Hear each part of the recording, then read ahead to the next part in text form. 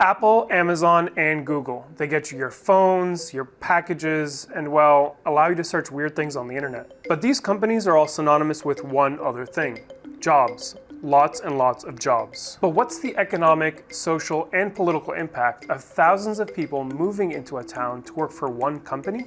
Hi guys, I'm Omar, and this Sunday we're looking at how cities try to attract big companies and how that can sometimes help and sometimes hurt the people who live there.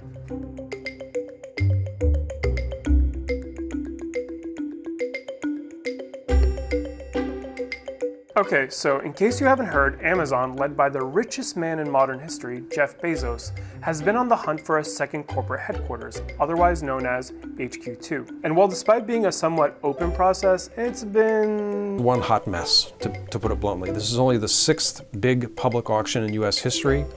It provoked 238 bids, including many from places that don't have a prayer, that did not meet the original criteria. If you're wondering why so many cities applied to host Amazon's second headquarters, it's because, well, it potentially means tens of thousands of new, high-paying jobs. It also means $5 billion to local companies who will be charged with building the structures, hiring people who will then get paid, and contribute to small businesses across the city. All in all, HQ2's presence could really help the economic growth of the winning city. By its own projection, Amazon added $38 billion in value to the Seattle economy. This year, Amazon narrowed its list of finalists down to 20 cities, which included Boston, Washington, D.C., Atlanta, Los Angeles, Columbus, and Miami. These cities have tried to attract Amazon by flaunting their modern transportation systems and available housing infrastructure, as well as their cultural, educational, and financial institutions. Some cities like Boston have even reimagined entire neighborhoods to make way for HQ2.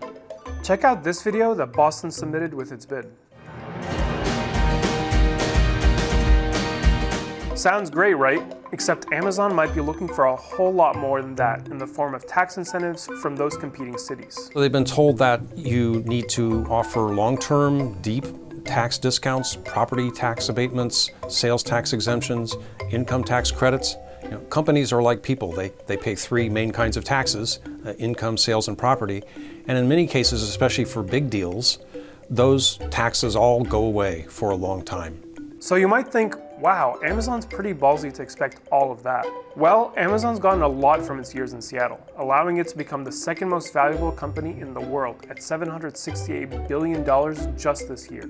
But while Amazon's fortunes have been on the rise, the same can't be said for its hometown. Despite Amazon investing nearly $40 million in housing for Seattle, the city has seen the cost of housing skyrocket. Since 2010, more than 100 people a day have been moving to the city and the surrounding area. In the last 5 years, housing prices have shot up by 70%, with median rent in Seattle hitting $1,448 in 2016, coming in at 5th overall nationwide. And despite the increase of thousands of high-paying jobs in the city, the rate of homelessness has increased by close to 50% between 2011 and 2017.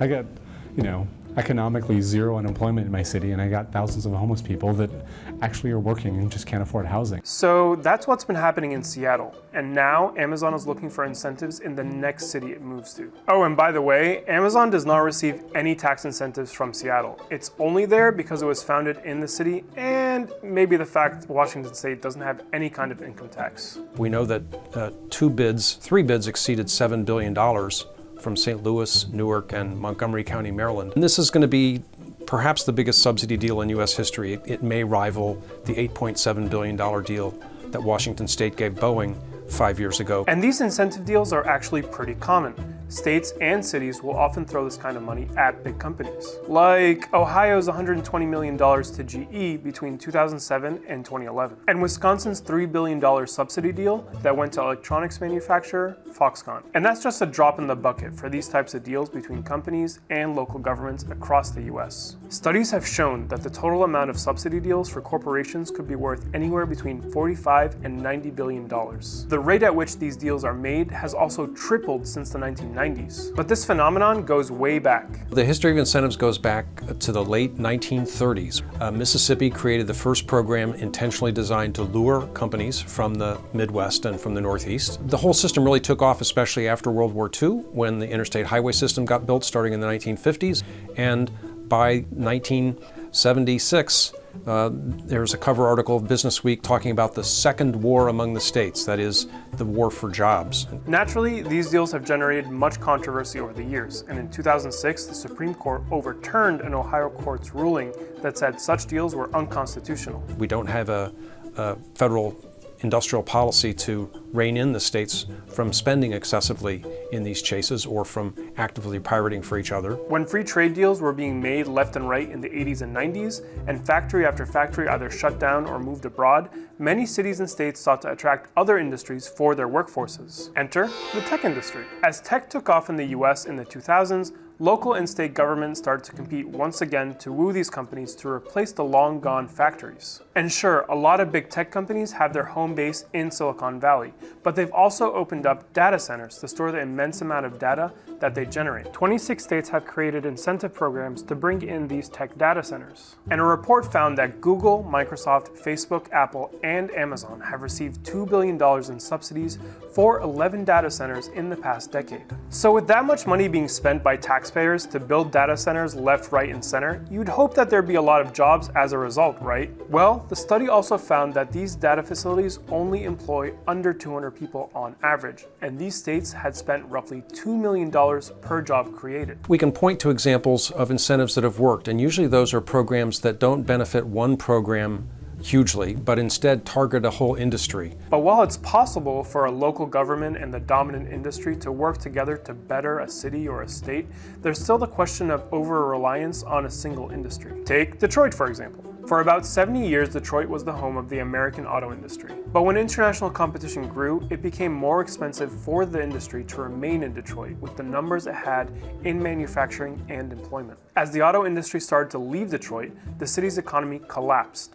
Today, the once thriving city is a shell of its former self. But the state of Michigan wasn't quite done enticing the auto industry. Ford, GM, and Chrysler were awarded tax credits worth $4.5 billion on the condition they keep 86,000 jobs in Michigan through 2032. By 2015, Michigan was facing a $289 million budget shortfall for the tax credits it had largely offered to the auto industry over the previous 20 years. $289 million.